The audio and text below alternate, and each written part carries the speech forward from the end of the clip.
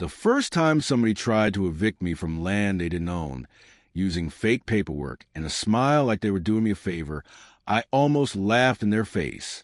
Almost. Then one of them mentioned that accidents happen in the mountains. And just like that, the joke was over. I moved to Hollow Pass because I was tired, plain and simple. Tired of sirens, tired of people lying with a straight face, tired of walking into other people's messes for a living and dragging the smell of it back home with me. 15 years in law enforcement will do that to a man. So will a divorce that leaves the walls echoing after the other person is gone. I wanted quiet. Not fake quiet, either. Real quiet. The kind where you hear wind in the pines. Your coffee cooling on the porch. Maybe coyotes way off in the dark, sounding like they've got better sense than most people. The cabin sat at the far edge of town. Old wood. Sagging porch. Roof that needed work, the kind of place most folks drive past and call charming because they're not the ones fixing it. I loved it the second I saw it. It had belonged to an old recluse, one of those mountain ghosts people talk about like a warning and a legend all at once. More important than the cabin, though, was the land. Private, unincorporated. Outside the reach of the local HOA that ran most of that area, like a tiny kingdom full of clipboards and petty little crowns. I checked that twice before I signed anything. Once through the county, once through people I trusted. Clean deed, clean parcel map, clear lines. I made sure I wasn't about to trade one kind of stress for another. When I moved in, I kept to myself. I didn't tell folks what I did for a living. Around a small town, the minute people hear badge, one of two things happens. Either they start apologizing for things nobody asked about, or they start asking favors. I wanted neither. I just wanted to be Riley, the quiet guy fixing up the old cabin at the edge of Hollow Pass. For a while, that's exactly what I was. Mornings on the porch with coffee. Evenings with a hammer in one hand and a grocery store beer in the other. I rebuilt the steps, replaced the locks, patched the roof, mounted a few cameras out of habit more than fear. The nearest neighbors were far enough off that you could barely see their rooftops through the trees. Town was 3 miles downhill, just a diner, a grocery store, a post office, and the same handful of faces moving slow like nobody had anywhere urgent to be. It felt good. It felt like breathing again. Then one day, I found a note under my doormat. Crisp white paper, neat print, official-looking logo at the top, way too polished for something left in the dirt. It said I was required to register my property with Silver Creek Heights Homeowners Association within 14 days to remain in good standing. Failure to comply could result in penalties and restricted access to community resources. I stood there in the doorway reading it twice, then looked up at the trees like maybe they'd explain what community resources meant. A squirrel, maybe. A patch of gravel road. The coyote choir after midnight. That was about it. I tossed it in the trash. 3 days later, there was another one taped to my gate. Same logo, same smug little tone, only sharper now. Final notice. Immediate registration required. Signed by Karen Bigsley, president. Karen. Of course it was Karen. I checked the parcel map again anyway, not because I doubted myself, but because persistence like that usually means one of two things. Somebody's stupid or somebody's trying something. My land sat outside their boundary, so cleanly it might as well have been underlined in red. No overlap. No gray area. Nothing to argue about. The next morning I heard gravel crunching outside and looked up to see 2 men standing near my gate. One had a clipboard.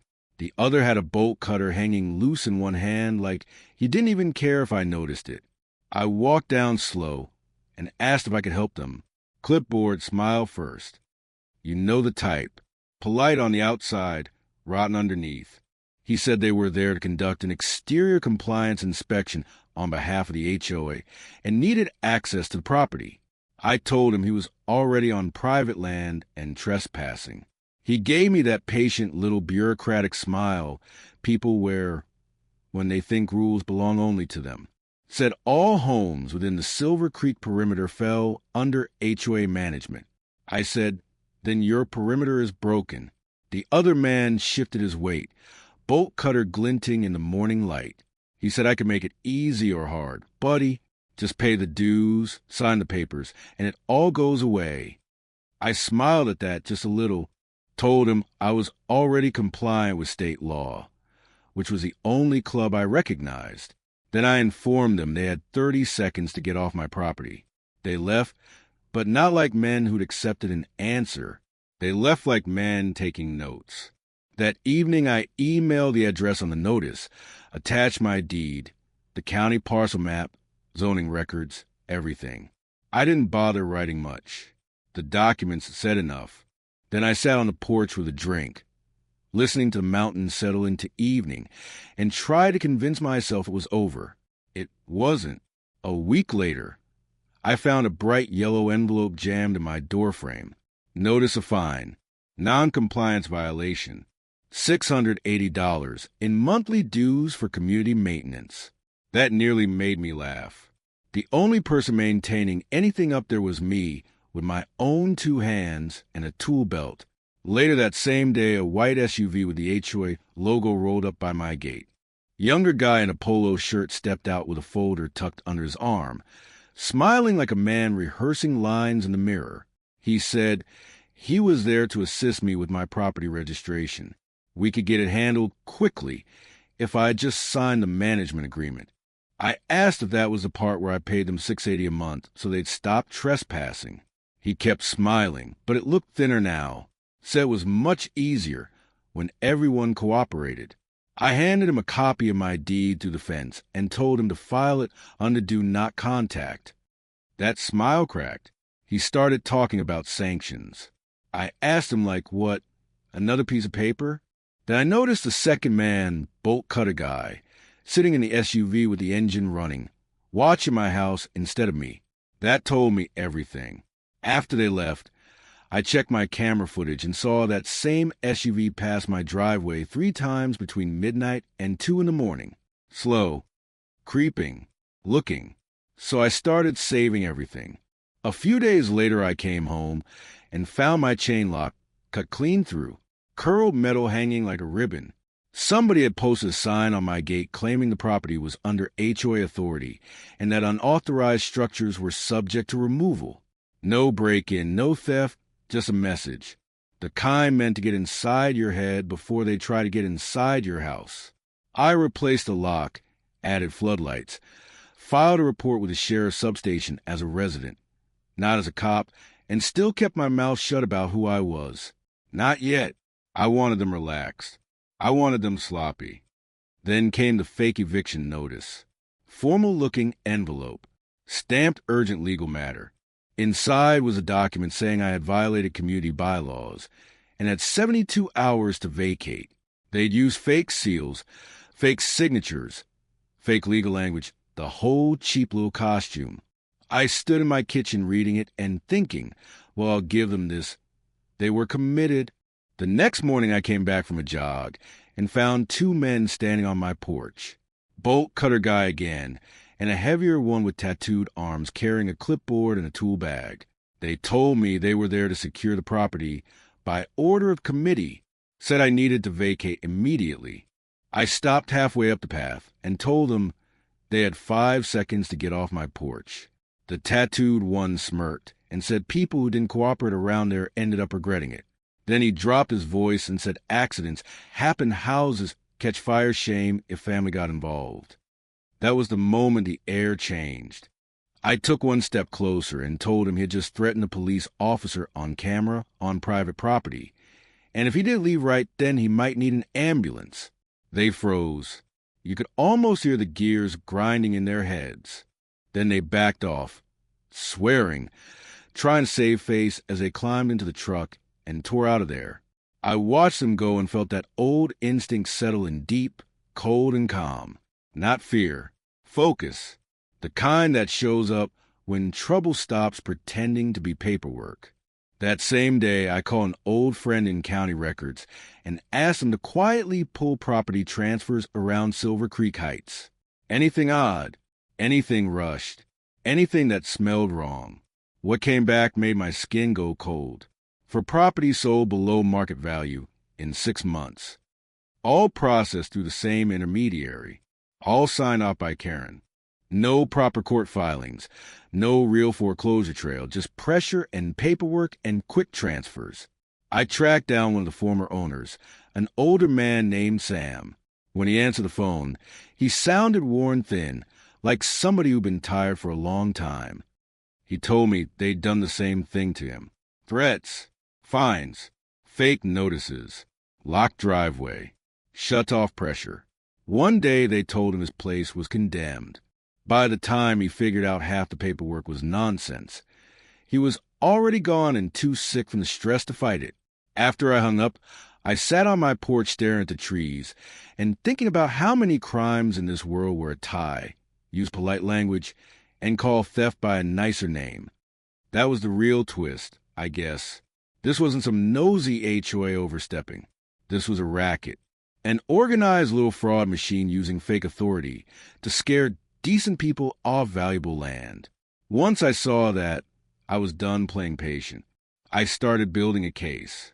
Dates, names, vehicle plates, camera footage, forged notices, false inspections, everything. I called a detective I trusted in the prosecutor's office and told her exactly what I thought was happening. At first, she gave a tired little laugh, like maybe I'd been breathing mountain air too long. Then I sent her the documents, the video, the threats. The laugh died real fast. A few nights later, I decided to let them make their move. I parked my truck out of sight, left the porch dark, connected my camera feed to my laptop, and taped a note to the front door saying I was out of town until Monday. Then I sat in the dark and waited. Around midnight, a white van rolled up. 3 men got out. One had a crowbar. One had replacement locks. One was taking photos of my house, like he was already writing the inventory list. I let them work for a minute, let the cameras drink it all in. Then I stepped out of the dark and said, "Evening, gentlemen." You never get tired of that look. Shock mixed with stupidity. When the porch light caught my badge, the whole scene changed. I identified myself, informed them they were under arrest for trespassing, attempted burglary, and impersonation tied to forged public documents. One tried to run. Backup units, already waiting down the road, lit him up before he made it 5 yards. The sound of cuffs snapping shut in the mountain dark, I'm not going to lie to you, that was satisfying. After that, everything moved fast. Search warrants, financial audits, hard drives, file boxes, HOA records full of pressure tactics and fake legal actions. We hit the office the next morning, and Karen was inside wearing a pastel blazer, and that same condescending smile people wear when they think image is the same thing as innocence. It didn't last. We found folders on homeowners, staged fines, forged surrender forms, notes telling staff keep pressure on, threaten utilities next, escalate fear. We found shell accounts, laundered money, quiet transfers routed through Karen's family, and an outside consultant with his own dirty history. More than $600,000 moved through their little operation while they smiled at neighborhood meetings and called it community management. Karen tried the usual lines: misunderstanding, administrative error, out-of-context documents, political targeting. I've heard better lies from shoplifters with lipstick on their collars. When the final warrant opened the safe in her office and we pulled out cash, fake notarizations, property deeds, and a flash drive labeled with transfer records, it was over. She knew it, too. You could see it in her face. That awful moment when a person finally understands the room has turned and power has left them standing there alone. They took her out in cuffs, screaming. By winter the trial was done. Guilty across the board. Fraud, conspiracy, extortion, falsifying records, the whole rotten pile. Karen went away for 15 years. Her son and the others got 10. The HOA was dissolved. Some of the stolen properties were restored. Sam called me months later and told me he was coming home. That one stayed with me. Because here's the thing I learned, and I learned it later than I should have: most evil doesn't arrive looking evil. It arrives in clean clothes, stamped forms, practice smiles, and rules nobody voted for. It counts on people being tired. It counts on decent folks not wanting conflict. It counts on fear doing the work that truth should have done. That was their mistake with me. I was tired. Sure, I wanted peace more than anything. But I knew the difference between law and costume, between authority and bluff. And once I saw what they were doing to people, peace stopped meaning silence. These days the cabin is quiet again. I fixed the porch rail, replaced the cracked kitchen window, and put a small metal sign by the gate that says, "Private property. Enter at your own risk." Most evenings I sit out there with coffee, not whiskey anymore, and watch the light slide down behind the ridge until the pines turn black against the sky. The air smells like cedar and cold earth. The world settles. My heartbeat settles with it. And I'll tell you something honest, that quiet feels better when you know it was earned. So let me ask you this. When people use fear and fake authority to steal from others, do you think fighting back hard is justice, or just another form of revenge? And have you ever dealt with someone who had cruelty behind rules, paperwork, or a title? Tell me where you draw the line, and what you would have done if this had happened on your land.